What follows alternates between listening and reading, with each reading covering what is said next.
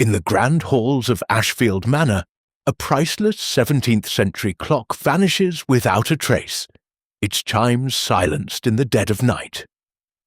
Miss Jane Marple, with her sharp eyes and quiet wisdom, steps into a web of secrets. The suspects, a loyal butler, a lively guest, a nervous decorator, and a suave collector, each hide something. A hidden passage, a snagged thread, a scratched watch, and fresh paint unravel a tale of obsession and betrayal. As clues tighten like a noose, Miss Marple reveals the thief. A collector whose passion for the clock's timeless beauty led to a daring theft, only to be undone by the Manor's whispers and her relentless pursuit of truth. Chapter 1. The Manor's Silent Hall. The late afternoon sun filtered through the mullioned windows of Ashfield Manor, casting golden slants across the polished oak floors of the entrance hall. The manor, nestled at the heart of St. Mary Mead, was a monument to old-world grandeur. Its stone walls steeped in centuries of whispered secrets. At the hall's centre stood a pedestal, and atop it, the pride of the Ashfield family. An antique clock, its rosewood case carved with delicate vines and cherubs. Its brass pendulum swinging with a rhythm as steady as the village's heartbeat. Each chime, rich and resonant, marked the hours with an authority that seemed to command time itself. Miss Jane Marple, seated in the drawing-room with her old friend Lady Beatrice Ashfield, sipped her tea and admired the clock from afar. The two women, bound by years of correspondence and occasional visits, had settled into the comfortable familiarity of their shared history. Lady Beatrice, her silver hair pinned elegantly, spoke animatedly of the Manor's recent renovations. "The West Wing is nearly done, Jane," she said, her voice tinged with pride. "Mr. Blake, the decorator, has an eye for detail, though he's a nervous sort. And we've guests this weekend, Mrs. Wentworth, such a lively creature, and Mr. Hammond, who fancies himself a collector of old things." Miss Marple's eyes, bright and bird-like behind her spectacles, flickered toward the hall. "That clock," she remarked, her tone mild but curious, "is quite remarkable. 17th century, isn't it? French, I'd wager." From the craftsmanship, Lady Beatrice nodded, delighted. "You've a keen eye, Jane." "It's been in the family since my great-grandfather's time. Worth a fortune, they say, but I'd never part with it." Miss Marple smiled, her needles clicking as she worked on a pale pink shawl. She said little more, but her mind catalogued the clock's details. The faint patina on its brass, the slight creak of its mechanism, the way it seemed to anchor the manor's very soul. That evening, the household dined in the grand dining room, the chandelier casting a warm glow over the polished mahogany table. Mr. Grayson, the butler, moved with the precision of a metronome, serving soup with a deference honed by decades of service. Mrs. Clara Wentworth, her auburn curls bouncing, regaled the table with tales of London auctions, her laughter a touch too bright. Mr. Lionel Blake, the decorator, fidgeted with his napkin, his thin face betraying a restlessness that clashed with the room's calm. Mr. Victor Hammond, the collector, sat opposite, his tailored suit impeccable, his smile measured as he listened to Lady Beatrice describe the clock's history. Miss Marple, seated quietly, observed them all, her gaze lingering on the faint tension in Grayson's posture. The quick glance Clara shot at Victor, the way Lionel's fingers twitched when the clock was mentioned.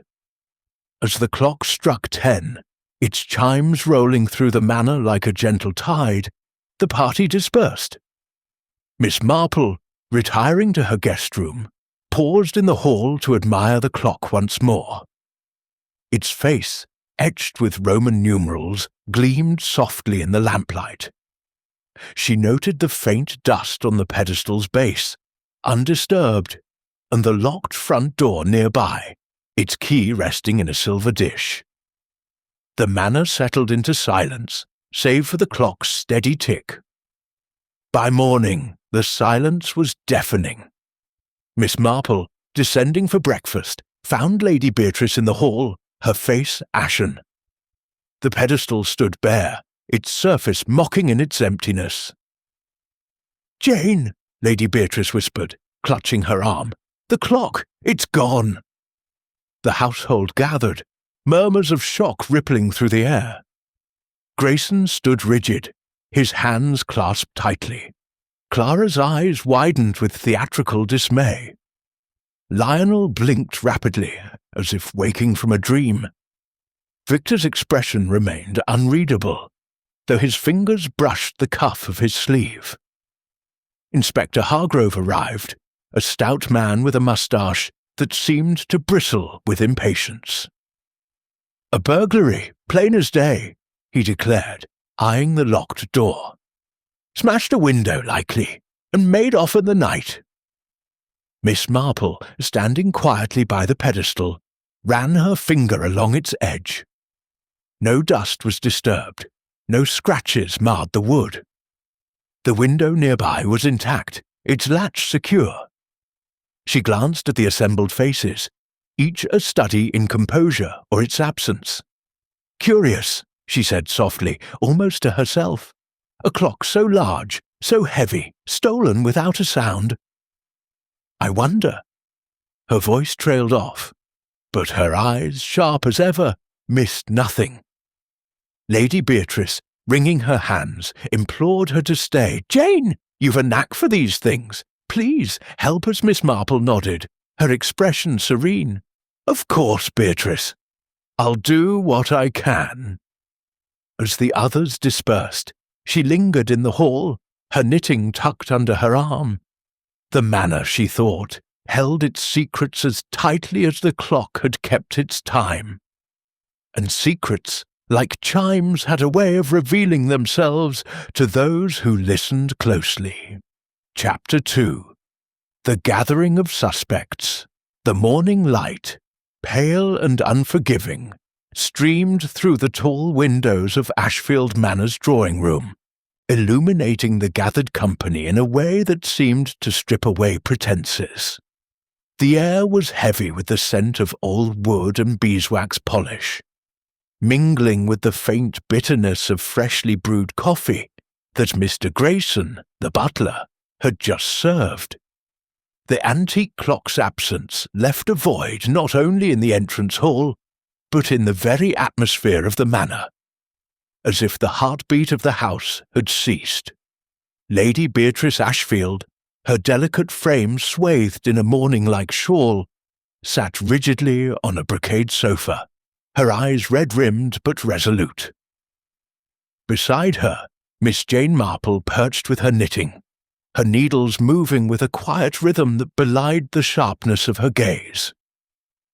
The suspects, summoned at Lady Beatrice's insistence, stood or sat in varying states of discomfort, their faces a gallery of unease under the scrutiny of Inspector Hargrove and the unobtrusive but piercing observation of Miss Marple. Inspector Hargrove, a man whose broad shoulders and bristling moustache suggested authority, but whose quick judgments hinted at impatience, stood near the fireplace, his notebook open. He had already declared the theft a straightforward burglary, likely the work of a professional who had slipped through a garden window in the night. His theory, delivered with the confidence of one accustomed to being unquestioned, rested on the absence of forced entry at the front door and the presence of a ladder found leaning against a garden shed. "A clear case," he said, his voice booming in the high-ceilinged room. "The thief knew what he was after, scaled the wall, and made off with the clock. We'll have the constables search the village for any sign of it." Miss Marple, her head tilted slightly as if listening to a distant chime, said nothing at first. Her eyes, however, roamed the room, settling briefly on each of the 4 individuals now under suspicion. Mr. Grayson, the butler, whose impeccable posture seemed to mask a faint tremor in his hands. Mrs. Clara Wentworth, the vivacious guest, whose bright smile faltered under scrutiny. Mr. Lionel Blake, the decorator, whose nervous energy made him shift from foot to foot. And Mr. Victor Hammond, the collector, whose calm demeanour was as polished as the mahogany table before him. The inspector's theory, she thought, was tidy but brittle, like a teacup balanced on an uneven saucer. A clock of such size and weight, nearly 5 feet tall, with a mechanism that required 2 men to lift, could not have vanished so neatly into the night. She cleared her throat softly, drawing all eyes.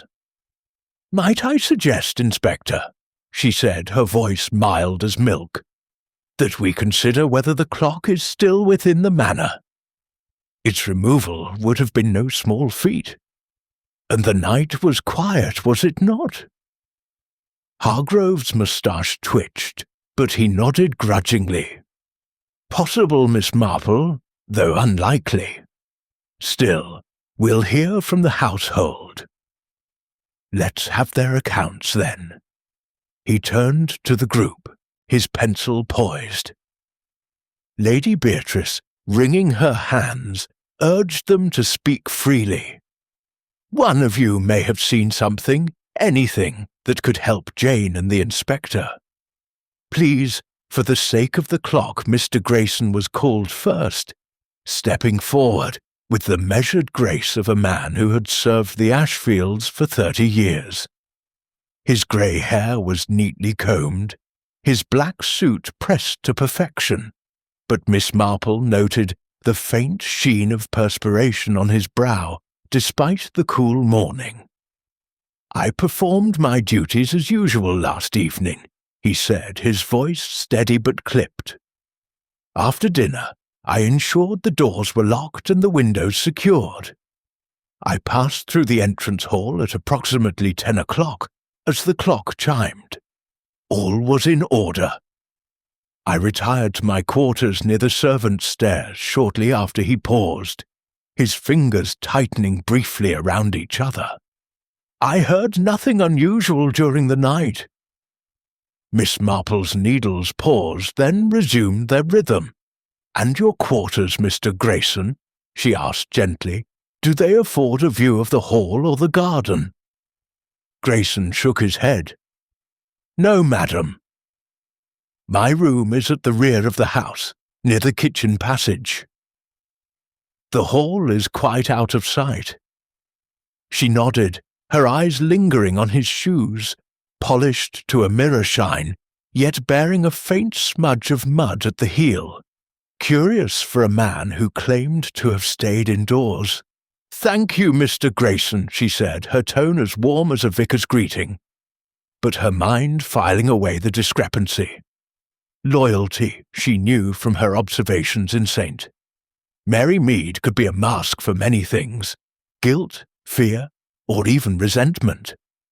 Next came Mrs. Clara Wentworth, who rose from her chair with a flourish, her auburn curls catching the light.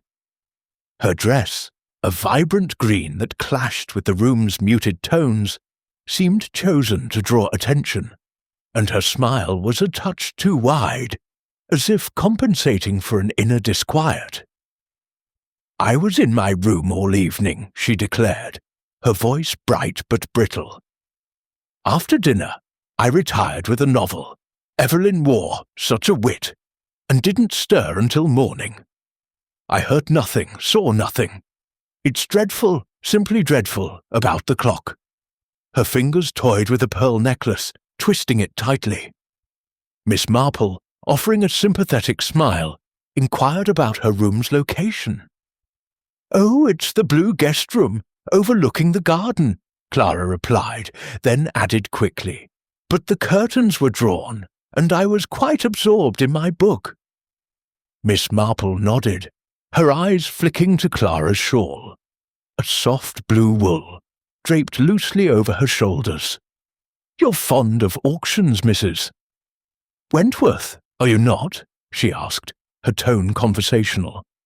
"Lady Beatrice mentioned you've attended many in London." Clara's smile faltered, her eyes darting to Victor Hammond for the briefest moment. "Oh, yes, I enjoy the excitement of a good sale. I've met Mr. Hammond at one or two, I believe," she laughed, a sound like breaking glass. Miss Marple's needles clicked steadily. The garden, she recalled, was where the ladder had been found, its rungs clean despite the muddy earth. Clara's room, with its view of the shed, placed her conveniently near the scene. A lively spirit, Miss Marple thought, could hide a restless one.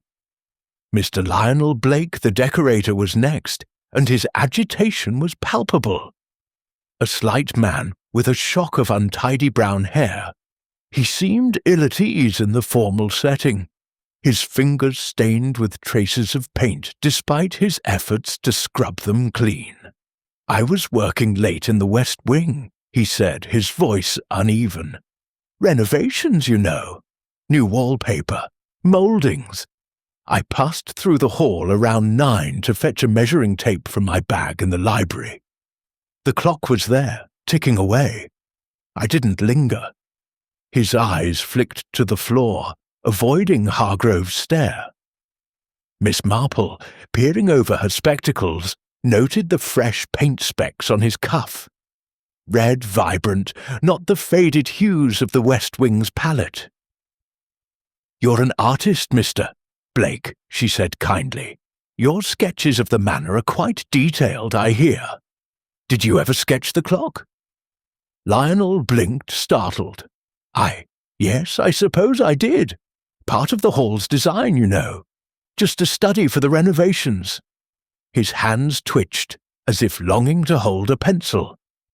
Miss Marple smiled, her mind noting the precision of his sketches, which Lady Beatrice had shown her, every curve of the clock's carving captured with almost obsessive care.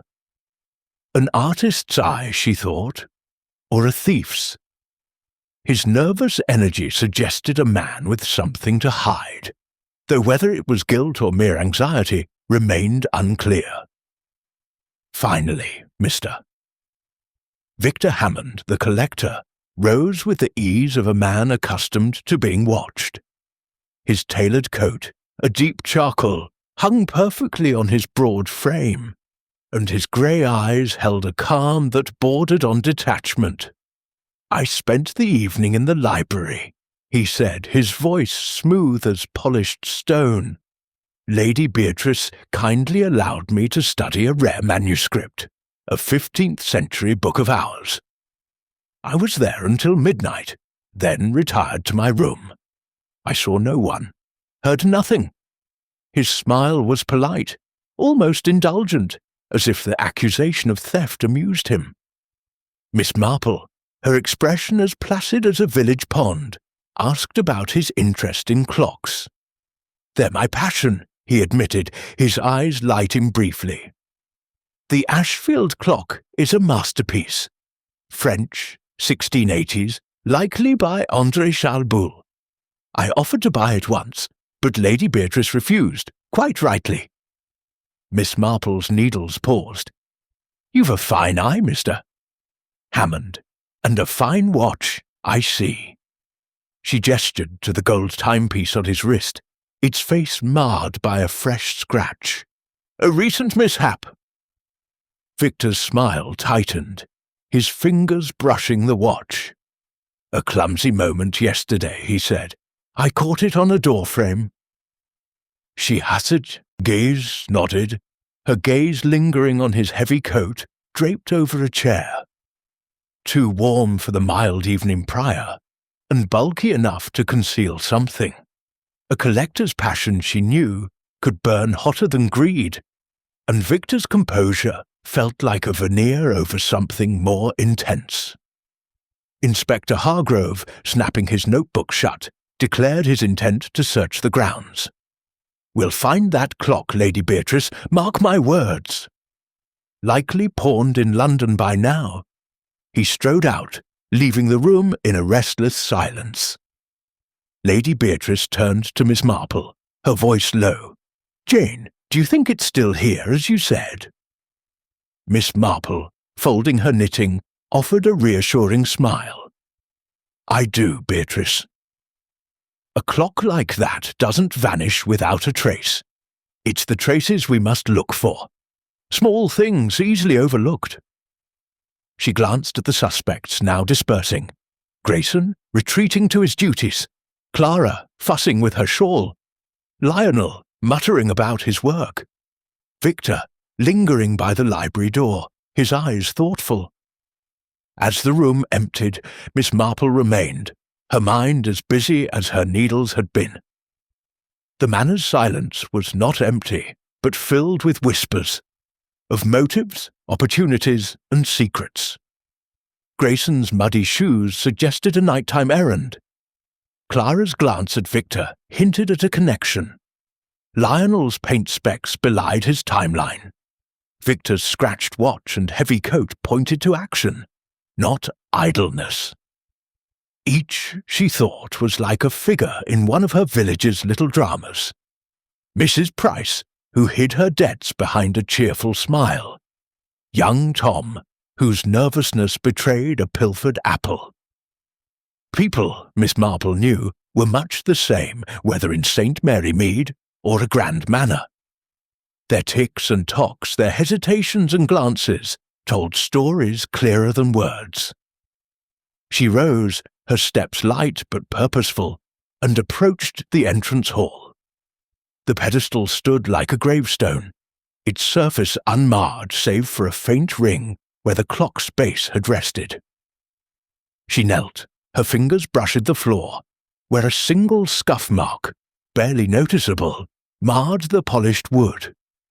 It led not to the front door, but to a panel in the wall, its edges flush but slightly misaligned.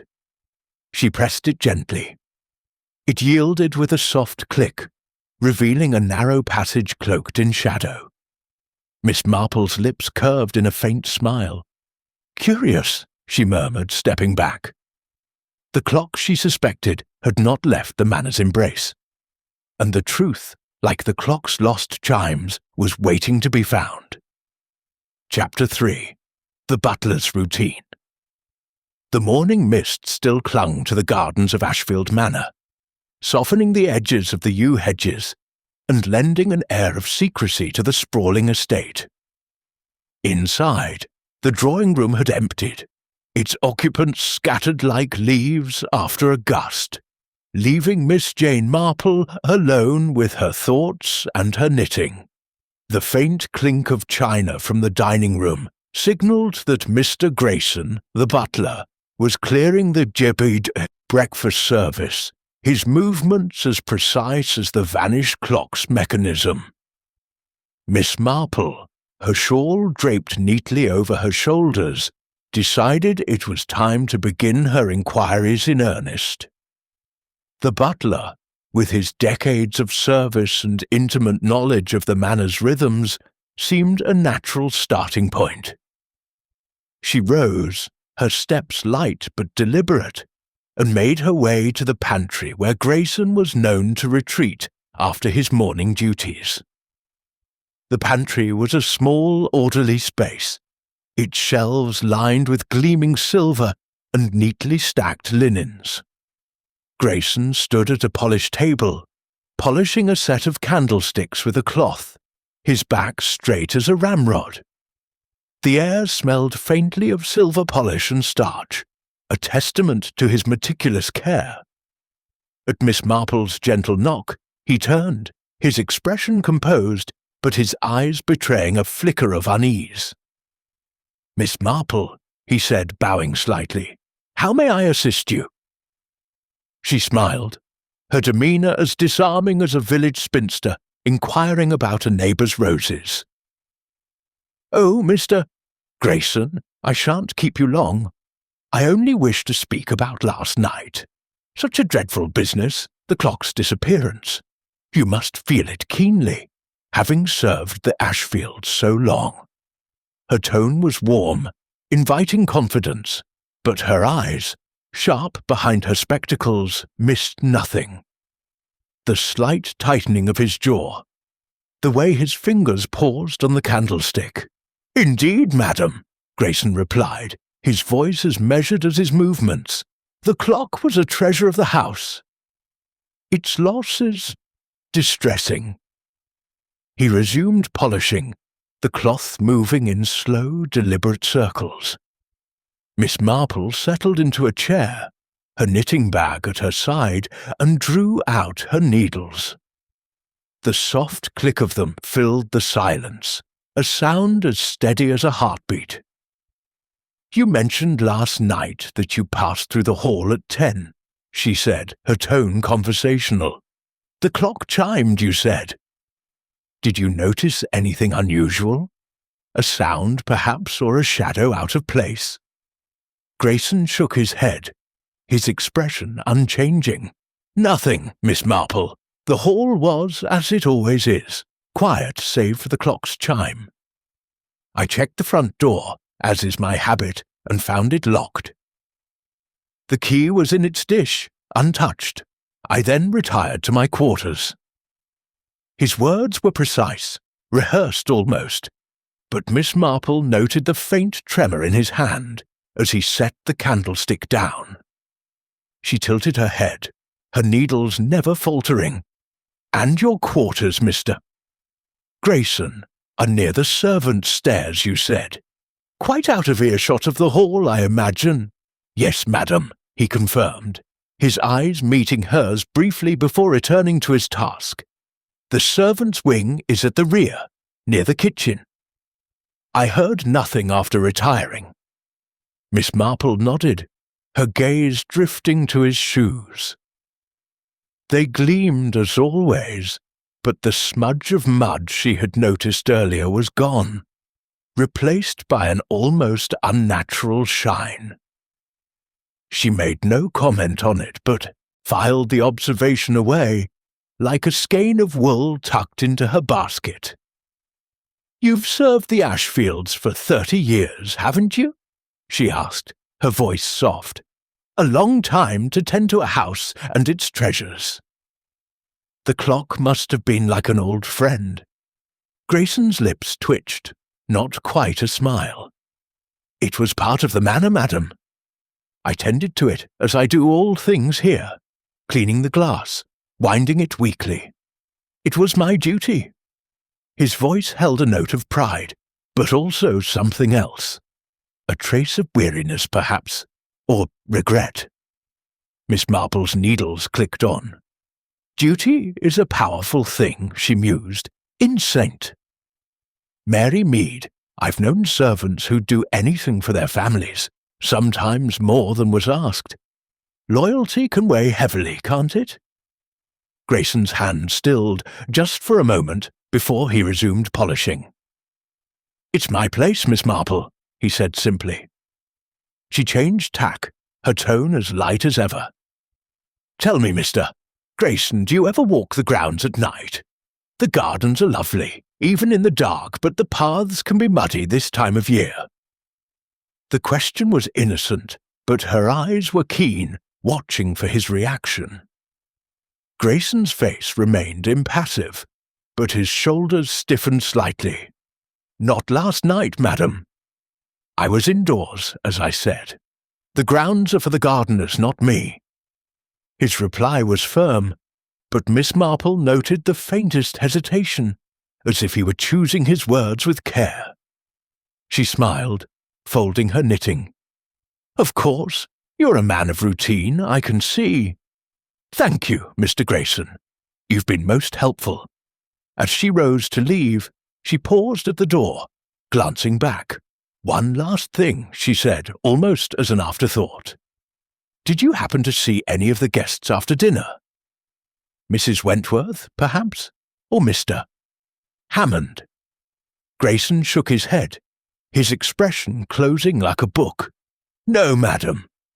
They had all retired, as far as I knew. She nodded, her smile unwavering, and stepped into the corridor. The pantry door closed behind her with a soft click, and she stood for a moment, her mind as busy as the Manor's lost clock. Grayson's account, she thought, was too neat, like a room swept clean of clues. His polished shoes, now free of mud, suggested a man who had taken pains to erase evidence of a nighttime errand. The servants' stairs, while distant from the hall, were not far from the garden door, where the ladder had been found. And his hesitation when asked about the guests, slight but there, hinted at something unspoken. In St. Mary Mead, she had known a butler, Mr. Jenkins, who had once covered for a wayward son out of loyalty, his silence bought by years of service. Grayson, she suspected, might be similarly bound, whether by duty to the Ashfields or something more personal. She made her way to the entrance hall, where the empty pedestal stood like a silent accusation. The scuff mark she had noticed earlier was still there, faint but unmistakable, leading toward the panel in the wall. She knelt, her fingers tracing the mark's edge. It was fresh, not yet blended into the floor's patina, and it pointed not to the front door, but to the hidden passage. She pressed the panel again, its mechanism yielding with a soft groan. The passage beyond was narrow, its air thick with dust and the musty scent of disuse. She did not enter, her knees were not what they once were, but she noted the absence of cobwebs at the entrance, suggesting recent use. Closing the panel, she stood, her eyes scanning the hall. The front door's key, still in its dish, gleamed untouched, and the windows showed no signs of tampering. Inspector Hargrove's burglary theory, she thought, was looking thinner by the minute. As she returned to the drawing room, she encountered Lady Beatrice, who was pacing near the fireplace, her hands clasped tightly. "Jane, have you learned anything?" she asked, her voice trembling with hope. Miss Marple patted her arm, her manner reassuring. "A little, Beatrice. Small things, but they add up, like stitches in a pattern. Mr. Grayson is a loyal man, but loyalty can hide as much as it reveals. We must look closer, at everyone." Lady Beatrice nodded, her eyes searching Miss Marple's face. "You'll find it, Jane. I know you will." Miss Marple smiled, her mind already turning to the next thread in the tapestry. Mrs. Wentworth, perhaps, with her bright laughter and garden view room. The manor, she thought, was like a village in miniature, its inhabitants bound by unseen ties of motive and opportunity. Grayson's routine, so carefully recounted, had cracks, and through those cracks she glimpsed the possibility of truth. As she settled back into her chair, her needles resuming their steady rhythm, she felt the familiar thrill of the chase, not for the clock itself, but for the human heart that had dared to steal it. Chapter 4. The Guest's Alibi. The late morning sun had burned away the mist, leaving the gardens of Ashfield Manor bathed in a crisp golden light that seemed to mock the tension within its walls. Miss Jane Marple, her knitting bag tucked under her arm, made her way to the blue guest room, where Mrs. Clara Wentworth had spent the previous evening, or so she claimed. The corridor leading to the room was lined with portraits of stern-faced Ashfields, their eyes following Miss Marple as if guarding the manor's secrets. She paused at the door, her knock light but firm, and was met by Clara's bright voice calling, "Come in, too!" Inside, the room was a study in elegance, its walls papered in a soft blue that matched the silk curtains framing a wide window. Clara stood by a dressing table, adjusting her auburn curls in a gilded mirror, her green dress vibrant against the room's muted tones. A blue woolen shawl lay draped over a chair, its edges frayed slightly, as if often handled. "Miss Marple," Clara said, turning with a smile that sparkled like cut glass. "How kind of you to visit. This dreadful business with the clock has me all aflutter." Her hands fluttered too, brushing at her skirt, and Miss Marple noted the nervous energy beneath her vivacity, like a spring wound too tight. "I shan't take much of your time, Mrs. Wentworth," Miss Marple said, settling into a cushioned chair with her knitting. Her needles began their familiar dance, the soft click a counterpoint to the room's charged silence. "I only wish to hear more about last night. You were reading, you said, in this very room?" Her tone was gentle, as if discussing a parish tea, but her eyes, bright behind her spectacles, missed nothing. The quick glance Clara cast toward the window, the slight tightening of her fingers on a pearl earring. "Oh, yes," Clara replied, her voice a touch too bright. "I was curled up with vile bodies, such a lark Evelyn wore. I didn't stir from this room after dinner. The clock's chime was the last thing I heard before I nodded off. Around 11, I think," she laughed, a sound that rang hollow, and sat on the edge of the bed, smoothing her dress with unnecessary care. Miss Marple nodded, her needles clicking steadily. "A fine room for reading," she observed, glancing at the window. "It overlooks the garden, doesn't it? Such a lovely view, though the curtains must keep out the moonlight." Clara's smile flickered, like a candle in a draught. "Oh, the curtains were drawn tight. I like my privacy, you know." She gestured to the heavy silk drapes, now parted to let in the morning light. Miss Marple rose, her movements slow, and approached the window, peering out. The garden below was a neat patchwork of rose beds and gravel paths, with the shed, where the ladder had been found, visible just beyond a low hedge. "A peaceful spot," she said, her tone musing, "though I suppose the ladder found by the shed caused quite a stir this morning.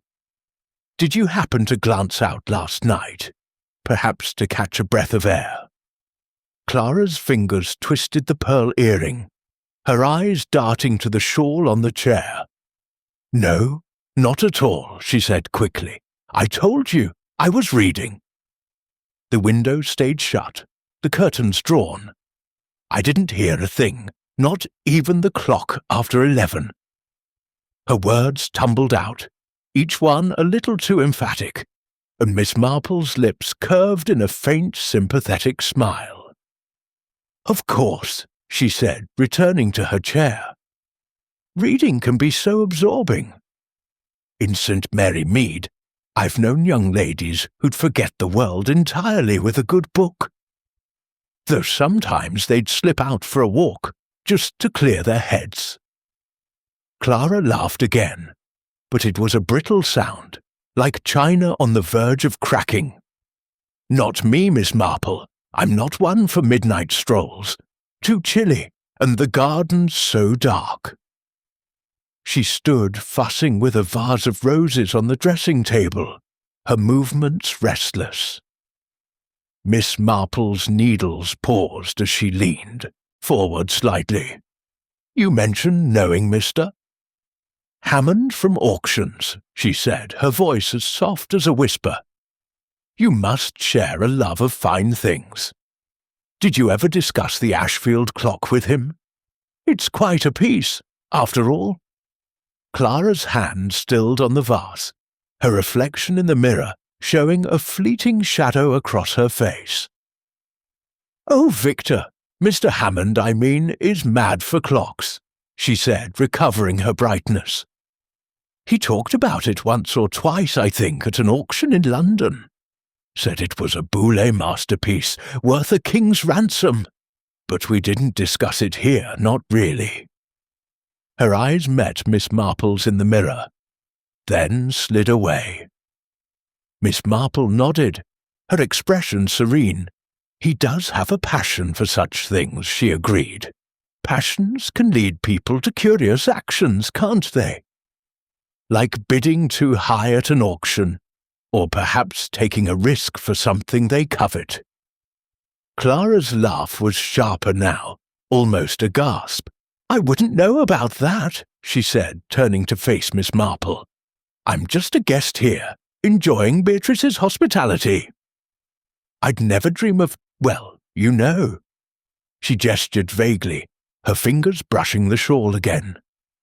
Miss Marple's gaze lingered on the shawl, noting a single loose thread, its blue hue vivid against the chair's upholstery. It matched, she recalled, the thread she'd found in the cellar passage, caught on a nail. "A lovely shawl," she remarked almost absently. "Such a rich colour.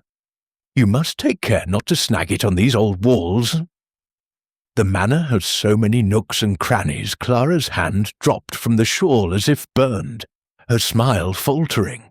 "Oh, I'm careful," she said, her voice tight. "It's just an old thing, but I'm fond of it." She moved to the dressing table, rearranging the roses with unnecessary vigour. Miss Marple rose, tucking her knitting into her bag. "You've been most kind, Mrs. Wentworth," she said, her tone as warm as a summer afternoon. "I'll let you get on. But if you recall anything, any sound or sight from last night, do tell me. The smallest things can matter." Clara nodded, her smile strained, and Miss Marple stepped into the corridor, closing the door softly behind her. In the quiet of the hallway, she paused, her mind sifting through Clara's words like a gardener turning soil. The alibi was plausible. Reading in a locked room, curtains drawn, but its edges were frayed, like the shawl. Clara's nervousness, her quick glances at the window, and her mention of Victor Hammond suggested a connection, perhaps more than a shared interest in auctions. The ladder in the garden, so conveniently placed, pointed to an outside accomplice in Inspector Hargrove's theory, but Miss Marple doubted it. The ladder's rungs, she recalled, were clean, despite the muddy ground. And the thread in the passage, blue like Clara's shawl, placed her closer to the crime than her bright denials suggested. She descended to the entrance hall, her steps measured, and stood before the empty pedestal. The scuff mark remained, leading to the panel, and she thought of Clara's room, so near the garden door. In St. Mary Mead, she'd known a young woman, Elsie, who'd claimed to be abed during a theft, only to be caught by a stray hairpin left on a forbidden stair. Clara, with her lively charm and restless hands, was not unlike Elsie. Perhaps curious, perhaps complicit, but certainly not as innocent as she wished to appear. Miss Marple's eyes narrowed slightly, her mind weaving the threads of Clara's story into the growing pattern of the Manor's mystery. The clock, she felt, was still close, and Clara's alibi, like a poorly darned seam, was beginning to unravel. Chapter 5. The Decorator's Distraction. The afternoon light filtered through the high windows of Ashfield Manor's west wing, casting long shadows across the half-finished walls where Mr. Lionel Blake, the decorator, was at work. The air was thick with the scent of fresh paint and sawdust, a sharp contrast to the polished elegance of the Manor's older rooms. Miss Jane Marple, her knitting bag slung over her arm, navigated the corridor with care, stepping over a drop-cloth speckled with paint. The West Wing, under renovation for months, was a maze of scaffolding and stacked materials, its chaos offering ample hiding places for secrets, or a stolen clock. She had decided to speak with Lionel Blake next, his nervous demeanour at the morning's gathering lingering in her mind like an unresolved chord. She found him in a partially restored parlour, perched on a ladder, applying gold leaf to a cornice with trembling hands. His thin frame was hunched, his brown hair dishevelled, and his tweed jacket bore smudges of paint, red and gold, fresh and vivid, not the faded greens of the West Wing's palette. At the sound of her approach, he started, nearly dropping his brush, and turned with a look of startled guilt. "Miss Marple?" he stammered, descending the ladder with awkward haste. I didn't expect you here. It's a mess, I'm afraid." His eyes darted to the floor, avoiding hers, and Miss Marple's gentle smile was as disarming as a vicar's greeting. "No trouble at all, Mr. Blake," she said, settling onto a covered chair, her needles emerging from her bag with their familiar click. "I thought I'd see your work. Lady Beatrice speaks highly of your skill, but such a dreadful business with the clock, isn't it? You must have been shocked." Her tone was warm, inviting confidences, but her eyes, bright and unyielding, noted the paint on his cuff, too fresh for a man who claimed to have finished work by evening. Lionel wiped his hands on a rag, his movements jerky. "Shocked, yes," he said, his voice high and uneven. "It's a fine piece, that clock. I saw it last night, around 9, when I passed through the hall to fetch a measuring tape from the library. It was there, ticking as always. I didn't think anything of it." He fumbled with the rag, dropping it, and stooped to retrieve it, his face flushed. Miss Marple's needles clicked steadily, a soothing counterpoint to his agitation. "You were working late, then?" she asked. "This wing must keep you busy, with all its details." "Oh, yes," Lionel said, seizing the topic like a lifeline. "The mouldings, the wallpaper. It's delicate work. I was here till nearly 10, then went to my room in the East Wing. Didn't hear a thing after that." His words came quickly, as if rehearsed, but Miss Marple noted a faint hesitation, a crack in his narrative. She leaned forward, her expression one of polite interest. "And your sketches, Mr. Blake? I saw one in Lady Beatrice's study of the entrance hall. The clock was drawn with such care, every carving captured. You have an artist's eye." Lionel's flush deepened, his fingers twisting the rag. "Just part of the job," he muttered. "I sketch everything. Helps with the restoration. The clock was distinctive, that's all."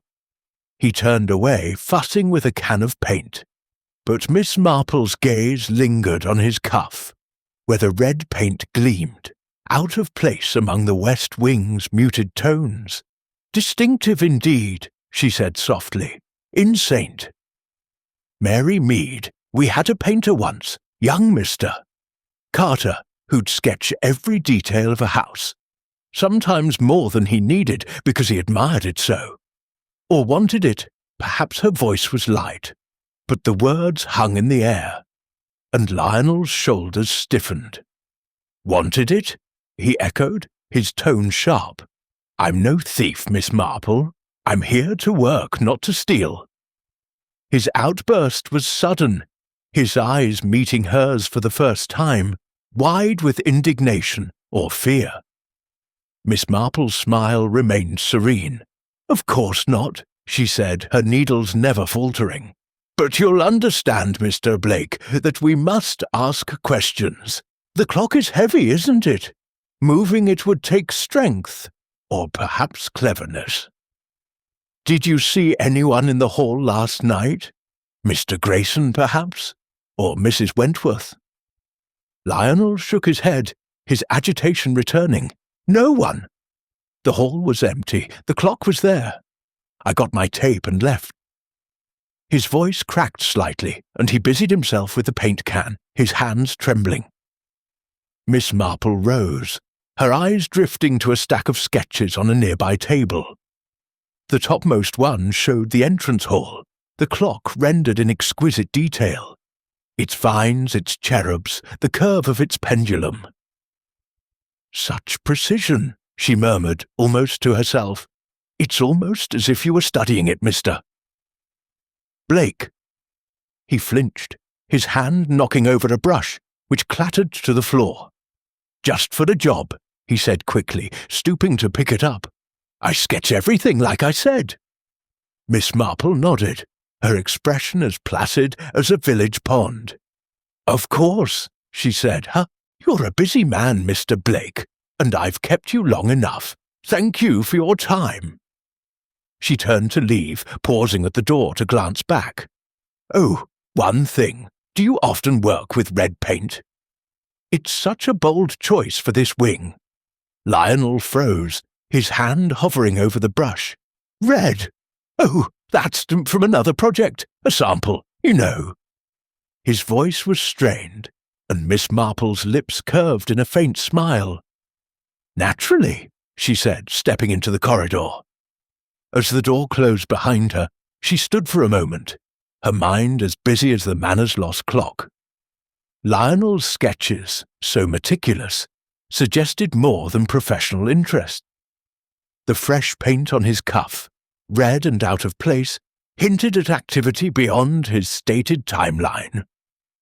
And his nervousness, almost palpable, reminded her of a young man in Saint. Mary Mead, nervous Tommy Lane, who'd fidgeted just so when caught pilfering from a shop.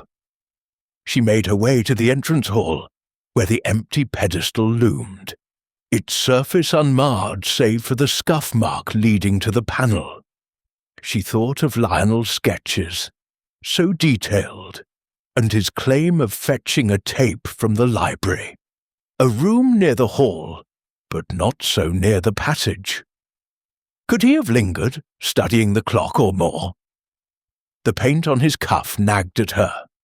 A clue as vivid as Clara's blue thread. In her village, she'd learned that distractions, nervous chatter, dropped brushes, often hid truths. Lionel, she suspected, was distracted for a reason, and that reason might lie closer to the clock's fate than he wished to admit. Chapter 6. The Collector's Passion. The late afternoon light in Ashfield Manor had softened, bathing the library in a warm amber glow that lent an almost reverent hush to the room.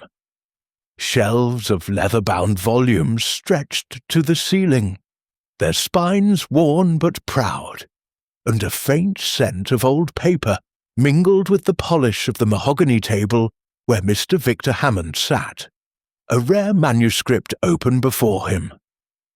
Miss Jane Marple, her knitting bag in hand, had chosen this moment to seek out the collector, whose calm demeanour and admitted fascination with the stolen clock made him a figure of particular interest. She knocked lightly on the open door, her presence as unobtrusive as a shadow. And Victor looked up, his grey eyes steady, his smile polished as the gold watch on his wrist.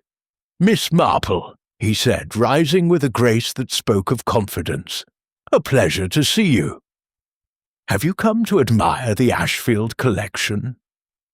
He gestured to the manuscript, its illuminated pages glowing under the lamplight. Miss Marple smiled, her expression as gentle as a village spinster admiring a neighbour's garden, and settled into a leather chair, her needles emerging with their familiar click. "Oh, "The books are splendid, Mr. Hammond," she said, "but I confess I'm more curious about clocks today. That beautiful piece in the hall, such a loss. You must feel it keenly, being so fond of timepieces." Victor's smile widened, though his eyes remained cool, assessing. "A tragedy indeed," he said, closing the manuscript with care. "The Ashfield clock is a masterpiece.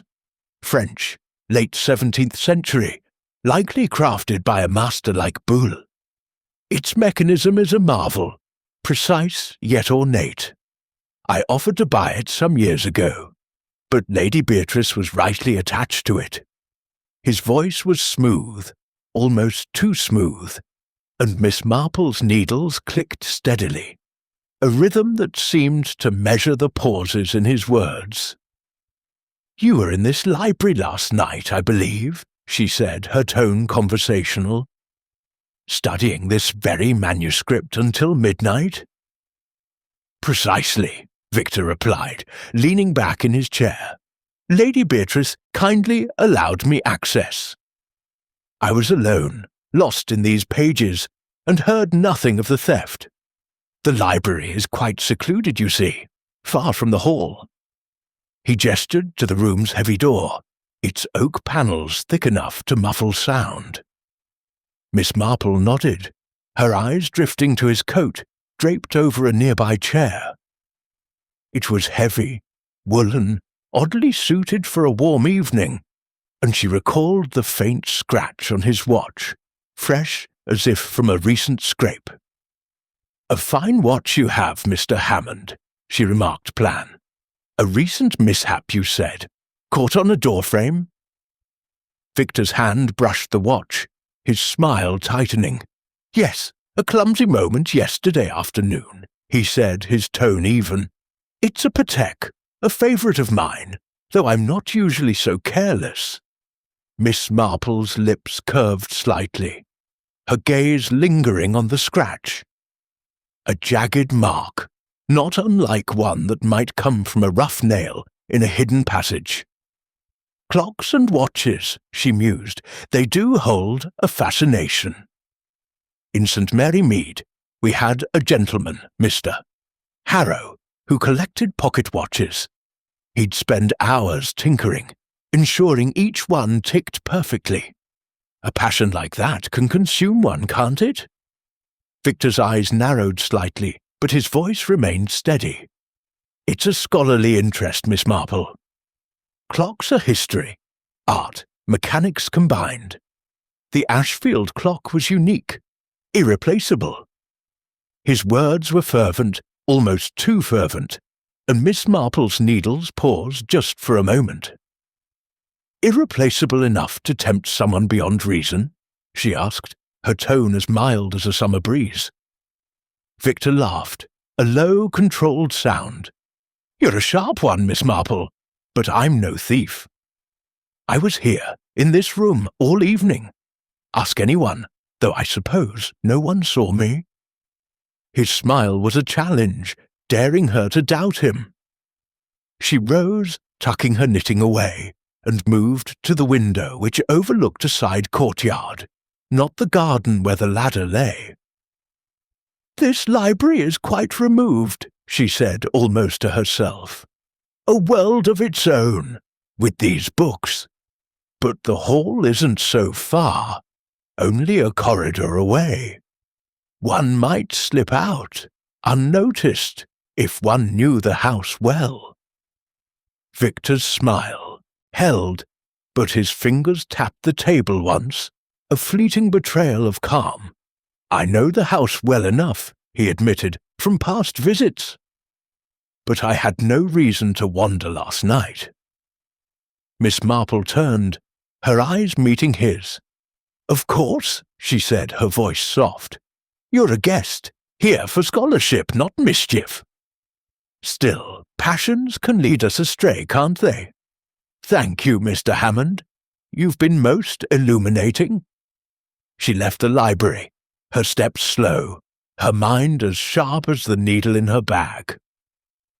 Victor's composure was a polished veneer. but beneath it lay cracks. The heavy coat, the scratched watch, the fervour in his voice when he spoke of the clock. In her village, she'd known a collector, old Mister. Grayson, no relation to the butler, whose obsession with rare coins had led him to bend rules he'd once sworn to uphold. Victor, she thought, was cut from similar cloth, his passion for clocks of fire that might burn through restraint. In the entrance hall, the pedestal stood empty, its silence louder than any chime. She paused by the panel, its hidden passage a secret Victor might know, given his familiarity with the manor. The scratch on his watch nagged at her, a clue as vivid as Lionel's paint or Clara's thread. Victor's alibi was solitary, unverified, and his collector's zeal felt like a motive dressed in fine tailoring. As she moved toward the drawing room, her mind wove these threads into the growing tapestry of the mystery, each stitch bringing her closer to the clock's silent truth. Chapter 7. The Manor's Secrets. As the afternoon waned, the light in Ashfield Manor grew softer, casting a gentle glow over the entrance hall where the absence of the antique clock left a void as tangible as a missing tooth. Miss Jane Marple, her knitting bag a constant companion, felt the manor's walls seem to hum with secrets, their whispers hidden in the creak of floorboards and the shadows of corners. The scuff mark by the pedestal, the loose panel, and the clues she'd gathered from Grayson, Clara, Lionel, and Victor had begun to form a pattern in her mind, like the first rows of a complex lace shawl. Determined to explore the manor's hidden corners, she set out to trace the path of the clock's disappearance, her steps as deliberate as her stitches. The hall was quiet, save for the distant clatter of tea preparations in the dining room.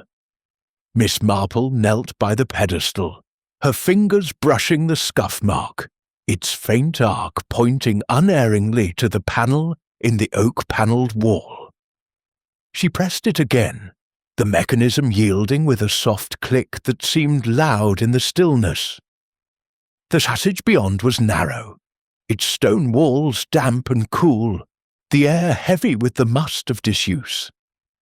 Dust motes danced in the sliver of light from the hall, but the floor showed signs of disturbance. Faint footprints, too muddled to identify, but recent enough to lack the cobwebs that clung to the passage's upper reaches.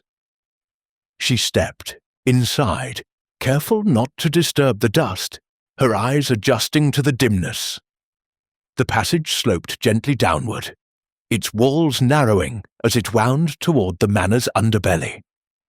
Miss Marple moved cautiously, her hand trailing along the stone for balance, her mind alert to every detail. At a bend, she found a nail protruding from a wooden beam, its head rusted, but its tip sharp, and caught on it a single thread of blue wool, vivid against the grey stone. She plucked it gently, tucking it into her handkerchief, her lips pursing. The thread matched Clara Wentworth's shawl, a clue as bright as a beacon. But Clara was not alone in her wanderings, she suspected. The passage felt like a path shared by more than one. It ended at a low door, its hinges stiff but recently oiled, opening into the cellar, a cavernous space lit by a single high window. Barrels and crates lined the walls, relics of the manor's past, and in the centre stood a wooden crate, its lid askew, large enough to hold the clock. Miss Marple approached, her eyes scanning its rough surface. No clock lay within, but the interior bore traces of sawdust and a faint smear of oil. Clock oil, she thought, recalling the intricate gears of the stolen piece. A scrap of cloth, torn and grey, clung to a splinter on the crate's edge, distinct from Clara's blue thread. She pocketed it, her mind turning over the implications. The crate was prepared, the passage used, but the clock was gone. Moved again, perhaps, or hidden elsewhere. She retraced her steps, emerging into the hall with a thoughtful air, closing the panel behind her. The manor, she realized, was a labyrinth of hidden routes, known to those who'd lived or lingered here. Grayson, with his decades of service, would know every crevice. Victor, a frequent guest, might have explored its secrets. Clara's room was near the garden door, a stone's throw from the passage's entrance. Lionel's work gave him access to every corner. Each could have navigated this hidden vein, but who had carried the clock through it? Miss Marple moved to the drawing room, where Lady Beatrice sat with a cup of tea, her face drawn with worry. "Jane, any progress?" she asked, her voice trembling. Miss Marple settled beside her, her needles clicking as she recounted her findings, the passage, the thread, the crate. "The clock hasn't left the manor, Beatrice," she said gently. "It's been moved, hidden by someone who knows this house well. The passage is key, and the clues it holds point to more than one hand at work." Lady Beatrice's eyes widened. "More than one? You mean a conspiracy?" Miss Marple's smile was reassuring. "Not quite, my dear. But people, like threads, tangle in curious ways." She thought of St. Mary Mead, where a hidden cellar had once concealed stolen silver, its thief betrayed by a single footprint in the dust. Here, the clues were subtler, but no less telling. The blue thread linking Clara, the oil suggesting careful handling, the grey cloth hinting at another player, Victor's scratched watch, Lionel's fresh paint, Grayson's polished shoes, all were stitches in a pattern she was beginning to discern. The manor's secrets, she felt, were not in its walls, but in its people, their motives as intricate as the clock's gears. As she rose to continue her inquiries, the hall's silence seemed to pulse with anticipation, as if the manor itself awaited the moment when its lost heartbeat would be restored. Chapter 8. The Inspector's Theory. The evening shadows lengthened across Ashfield Manor's entrance hall, where their empty pedestal stood as a mute testament to the crime. Miss Jane Marple, her knitting bag at her side, sat in the drawing-room as the household gathered once more, summoned by Inspector Hargrove's brusque command. The air was thick with tension, the faint scent of lavender from Lady Beatrice's sachet, doing little to ease the unease. Hargrove, his moustache bristling with determination, paced before the fireplace, his boots thudding on the polished floor.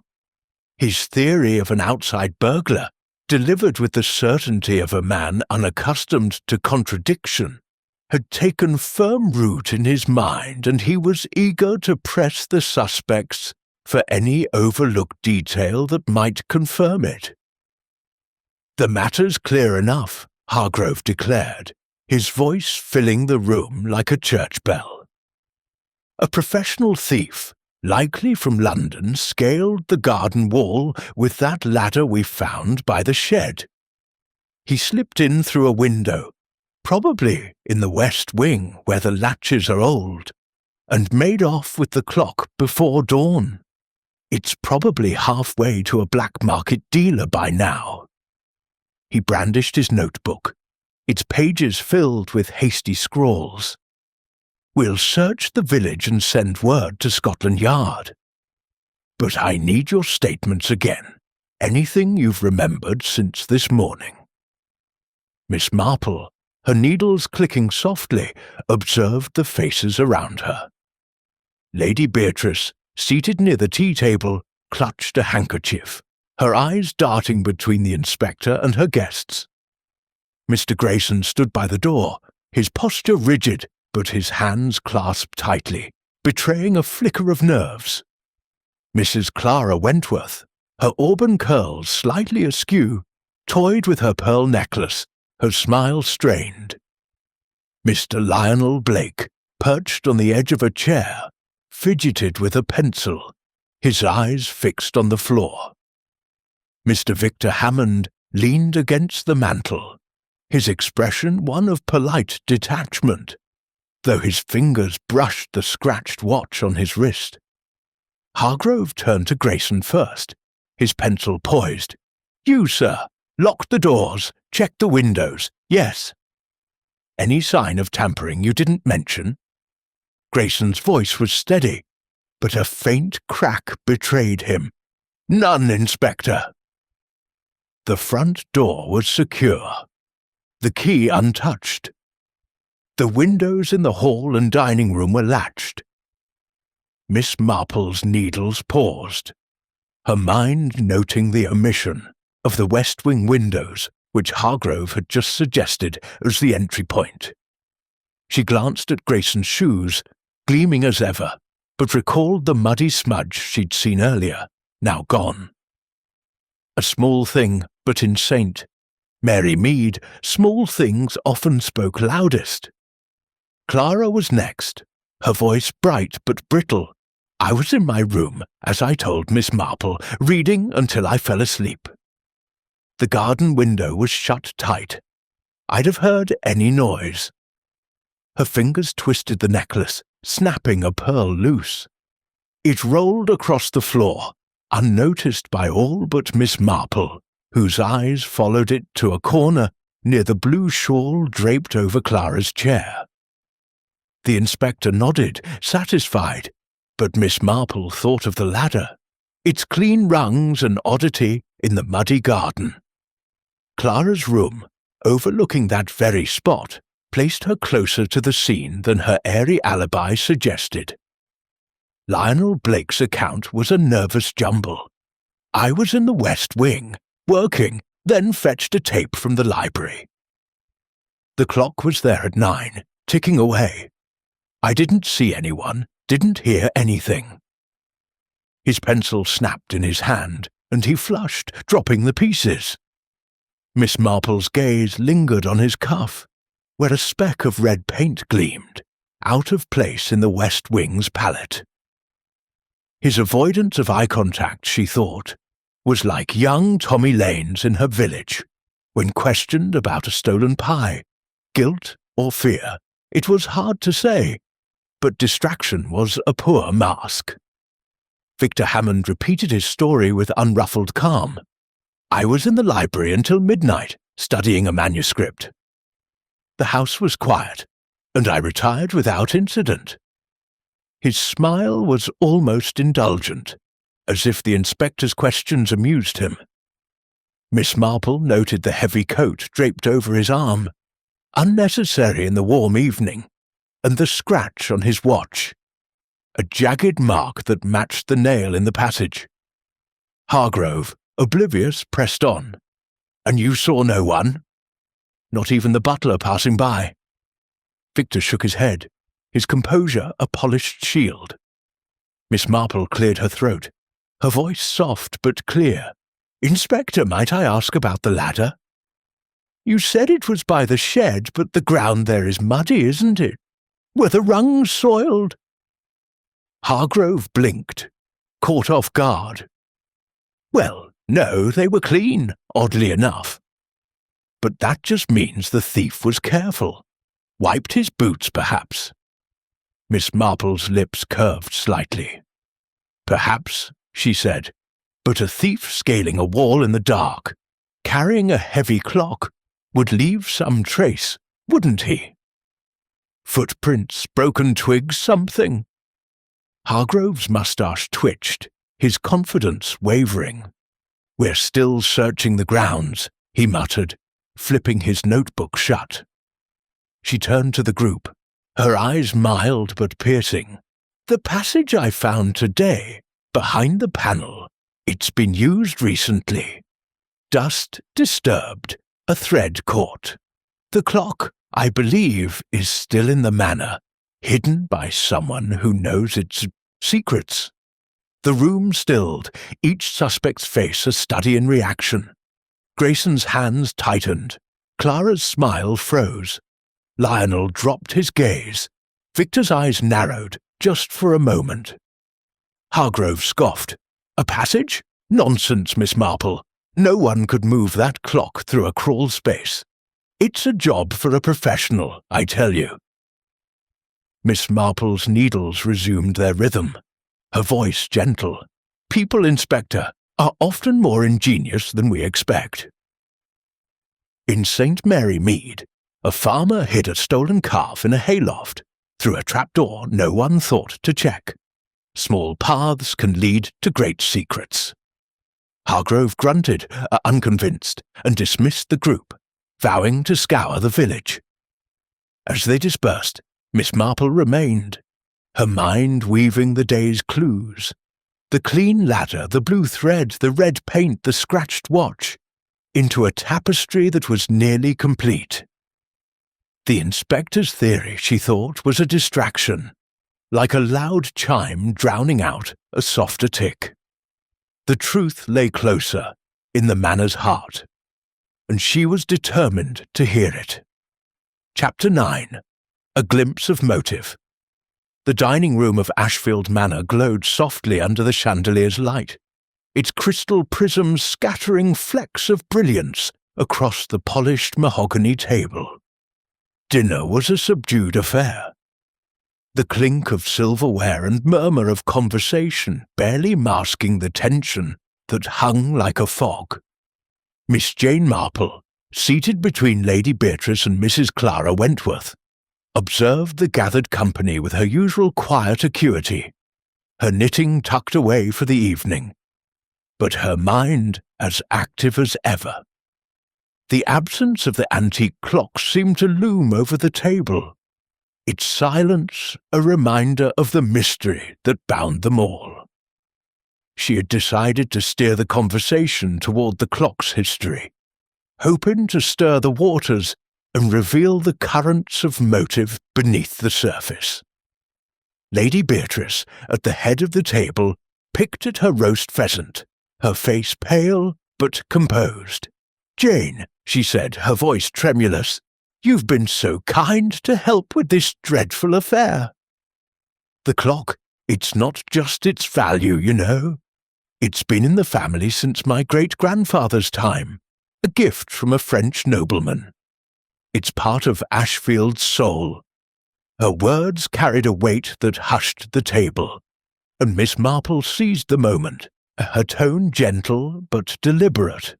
"A remarkable history," she said, her eyes scanning the faces around her. "Such a piece must hold many stories. Was it insured, Beatrice? I imagine it's worth a fortune." Lady Beatrice nodded, her hands twisting her napkin. "Oh, yes, insured for a vast sum, £50,000 at least, but no money could replace it. It's the heart of the hall. Its chimes a comfort through generations." Her voice broke slightly, and Miss Marple noted the reactions of the others. Mr. Grayson, serving a decanter of wine, faltered, the glass clinking against the table as his hand trembled. Clara Wentworth, sipping her soup, spilled a drop, her spoon clattering softly. Mr. Lionel Blake, cutting his meat, paused, his knife hovering. Mr. Victor Hammond, however, leaned forward, his grey eyes sharp with interest. 50,000, he said, his tone measured but keen. "A princely sum, Lady Beatrice, and its provenance, French, 1680s, yes. Likely a Boulay original, a collector's dream." Miss Marple's lips curved in a faint smile, her gaze lingering on Victor. "You know its value well, Mr. Hammond," she said, her voice as mild as a summer breeze. "You offered to buy it once, I believe." Such a piece must tempt any collector. Victor's smile was smooth, unruffled. "I did, years ago." A fleeting hope, Lady Beatrice was wise to refuse. It belongs here. His fingers brushed his watch, the scratch catching the light, and Miss Marple noted the gesture, a small tick in his polished facade. Clara, recovering her composure, laughed brightly, though the sound was strained. "Goodness, Victor, you make it sound like a holy relic. It's just a clock, after all." Her words were light, but her hand shook as she reached for her wine, splashing a few drops onto the tablecloth. Miss Marple's eyes flicked to the stain, then to Clara's shawl, draped over her chair, its blue wool vivid in the candlelight. "A clock, perhaps," Miss Marple said, "but one that holds memories. In St. Mary Mead, we had a widow, Mrs. Hale, who cherished a locket, not valuable, but priceless to her. People cling to such things, don't they? Or covered them, Grayson, pouring wine for Lionel, dropped a spoon with a clatter, his face flushing as he stooped to retrieve it. "Pardon, madam," he muttered, but Miss Marple's gaze lingered on his hands, steady now, but betraying a moment's lapse. Lionel, meanwhile, excused himself abruptly, muttering about a sketch he'd forgotten in the West Wing. His chair scraped the floor, and he left without meeting anyone's eyes. His napkin crumpled beside his plate. Miss Marple noted the haste, recalling the red paint on his cuff, so out of place in his stated work. The conversation drifted to safer topics, weather, village gossip, but Miss Marple's mind was elsewhere, weaving the evening's observations into her growing tapestry. Later, as the party dispersed, she lingered in the dining room, helping Lady Beatrice gather the napkins, her eyes catching a detail she'd missed. A faint smudge of oil on the tablecloth near Victor's place, not wine or gravy, but the slick sheen of clock oil.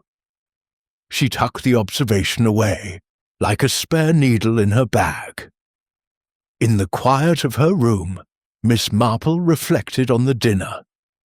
Victor's keen interest in the clock's value, coupled with the oil and his scratched watch, painted a picture of obsession.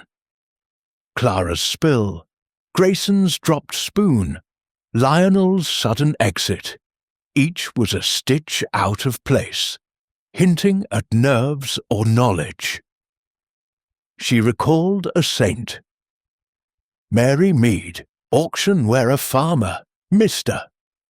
Dobbs had bid recklessly on a painting, driven by a passion that blinded him to reason. Victor, she suspected, was similarly driven, his collector's zeal a motive as potent as greed. But the others, Clara's proximity to the passage, Grayson's hidden errand, Lionel's sketches, suggested a web of complicity, or at least awareness, that tightened around the Manor's secret. Chapter 10. The night's reconstruction. The morning air in Ashfield Manor carried a crisp edge, as if the house itself were bracing for revelation.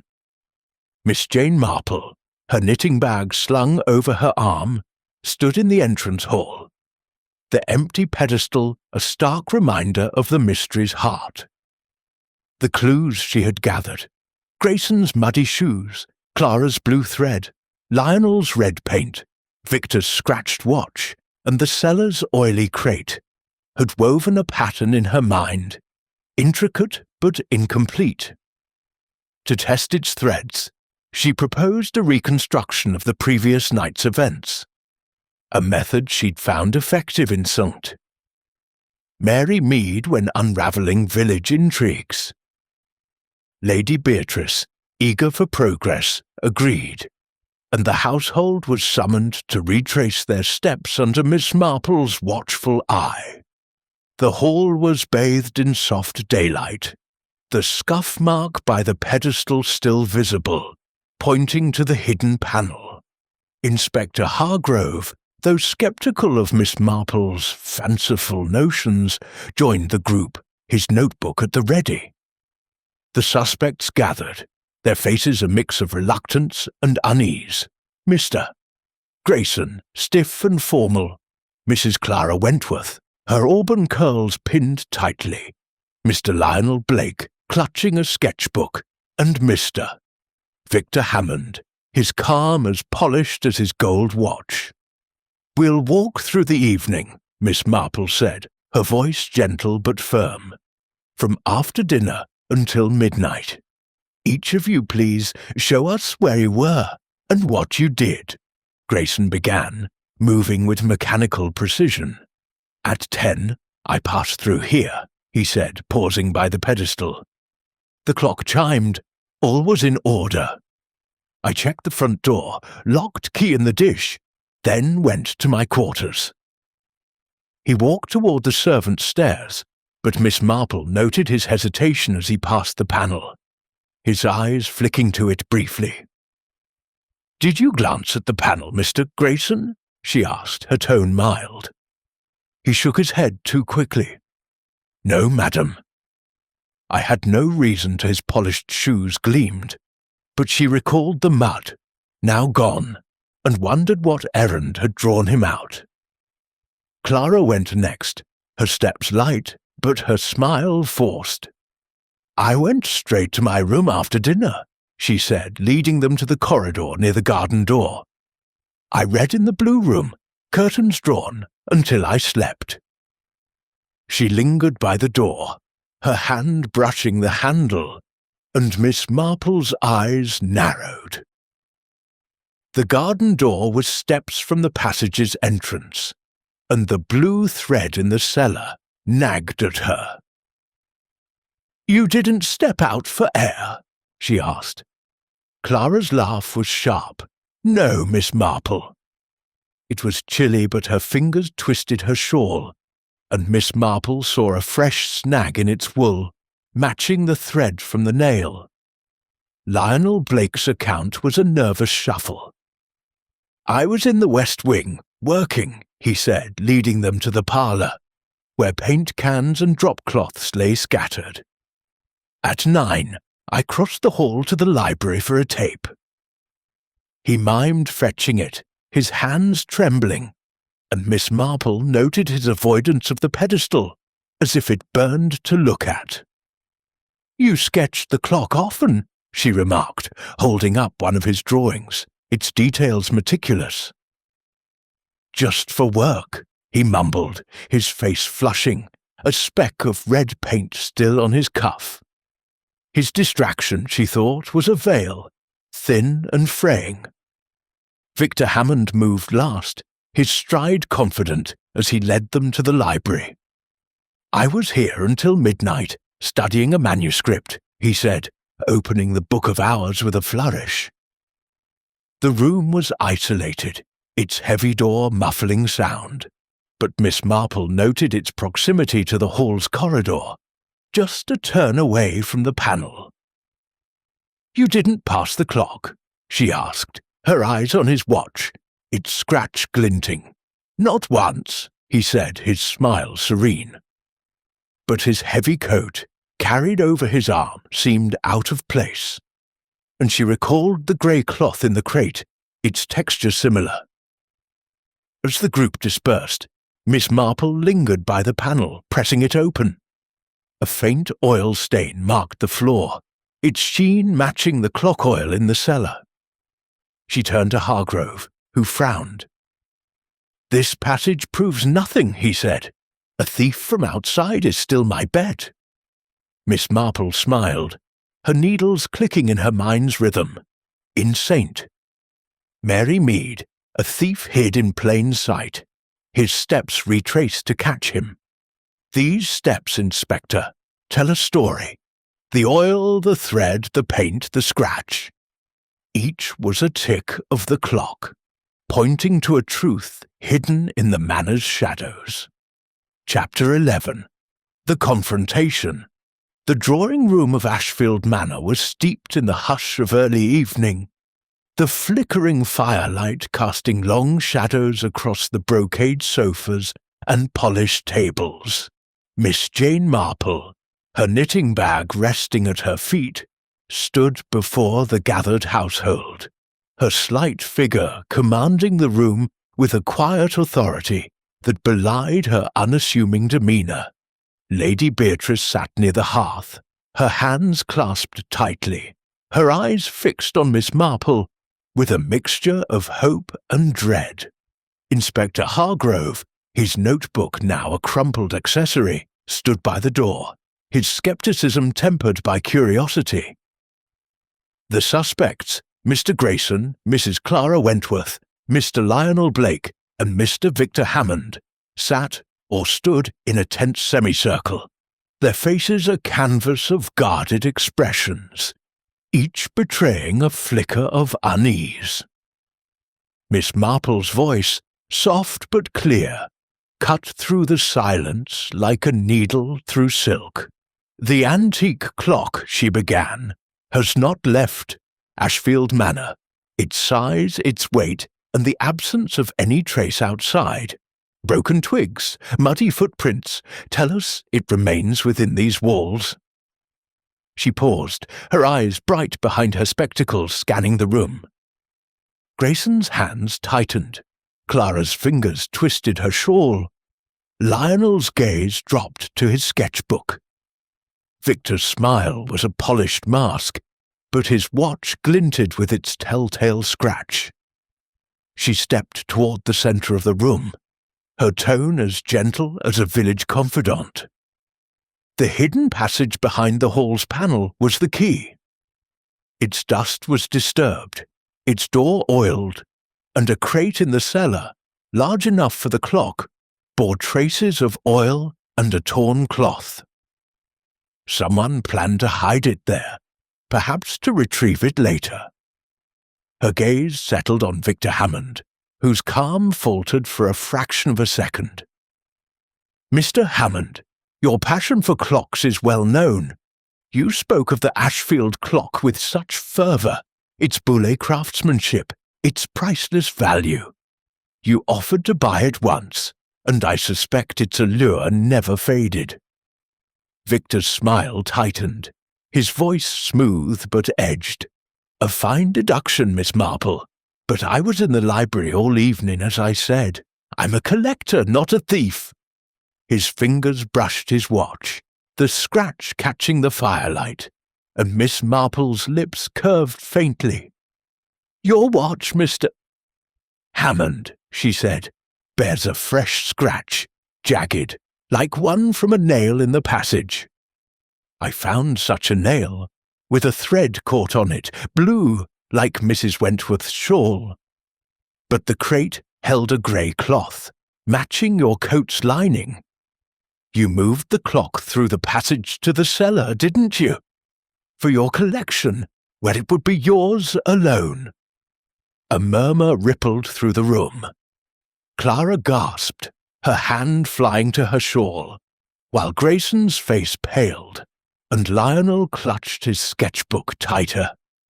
Victor's eyes narrowed, but he maintained his composure. "A charming theory," he said, "but you've no proof." "A scratch proves nothing."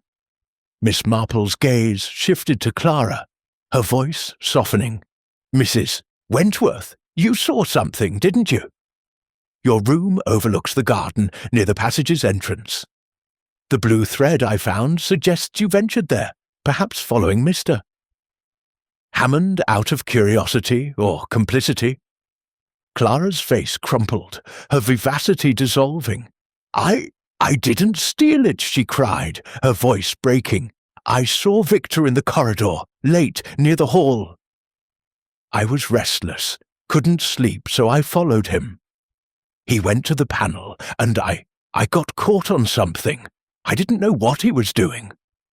Her words spilled out, and Victor's calm cracked, his jaw tightening. Miss Marple nodded, her expression sympathetic but unyielding. "You kept silent, Mrs. Wentworth, perhaps out of fear or loyalty. But your silence hid the truth, though." She turned to the others. "Mr. Grayson, your muddy shoes betrayed a nighttime errand, quickly polished. Away, Mr. Blake. Your sketches and fresh paint suggest you lingered near the clock, perhaps watching or aiding. Both men flinched, but neither spoke. Miss Marple's eyes returned to Victor. The clock was your prize, mister. Hammond. You knew the passage from past visits, planned its removal, and used the crate to hide it, intending to smuggle it later. But Clara's curiosity and the Manor's secrets betrayed you. Hargrove stepped forward, his skepticism fading. Is this true, Hammond? He demanded. Victor's smile vanished, his shoulders slumping. Very well, he said, his voice low. I wanted it. It's a masterpiece, wasted here. I meant to take it for my collection, but I swear it's still in the Manor. Miss Marple's gaze softened, but her resolve held firm. The cellar, Inspector, she said. The crate will lead you to it. The room exhaled, the truth laid bare, and Miss Marple's needles, silent now, seemed to hum with the rhythm of justice. Chapter 12. The Confession. The drawing-room of Ashfield Manor seemed to hold its breath as the firelight flickered, casting trembling shadows across the faces of the assembled company. Miss Jane Marple stood quietly, her slight figure a still point in the storm of revelation, her eyes as sharp as the needles now resting in her bag. The air was thick with the weight of truth, the confrontation's echoes still reverberating. Lady Beatrice, her hands clasped so tightly her knuckles gleamed, stared at Victor Hammond, whose polished composure had cracked like fine porcelain. Inspector Hargrove, his notebook forgotten, stood poised for action, while Mr. Grayson, Mrs. Clara Wentworth, and Mr. Lionel Blake remained frozen, their roles in the drama now secondary, but not absolved.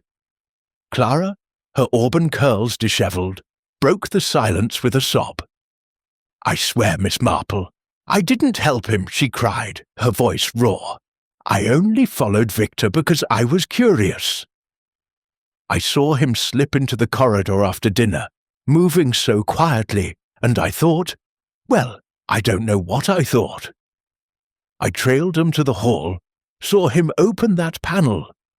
My shawl caught on a nail, but I turned back, frightened. I said nothing because I feared a scandal.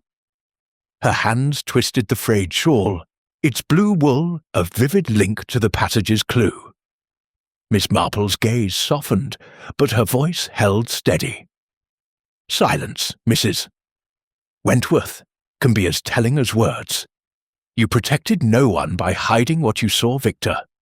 His grey eyes, no longer calm, rose from his chair, his heavy coat slipping to the floor. Enough, he said, his voice low but resonant, like a clock's final chime. You're right, Miss Marple. I took the clock. A gasp rippled through the room, and Lady Beatrice's hand flew to her mouth. Victor's shoulders slumped, his polished facade crumbling. It was no impulse, he continued, his tone bitter with resignation. I've coveted that clock for years. Its buhl, craftsmanship, its perfect mechanism.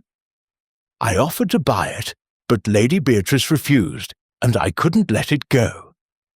When I was invited this weekend, I saw my chance. He paced a step, his scratched watch catching the firelight. I knew the Manor from past visits, explored its passages once during a tour.